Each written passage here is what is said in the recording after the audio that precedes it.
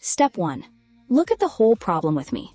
11 plus, curly bracket, 11 times, square bracket, 11 minus 11 times round bracket, 11 minus 11 squared divided by 11. Think of it like gift boxes.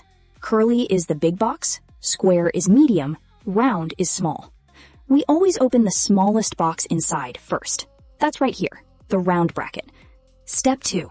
Inside that smallest box, we do orders and division first.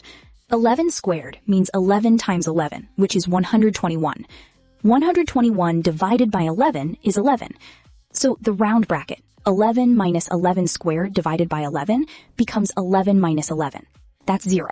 I'm pointing right at that 11 now. Step 3. Now see, we have 11 times 0, because 11 times the round bracket. 11 times 0 is always 0. There is nothing. So our square bracket, 11 minus 11 times 0, becomes 11 minus 0, which is 11. Step 4. Now we are at the curly bracket. 11 times 11. 11 times 11 is 121. So the curly bracket is 121. Step 5, final. 11 plus 121. That's 132. Double underline. You did it! 132!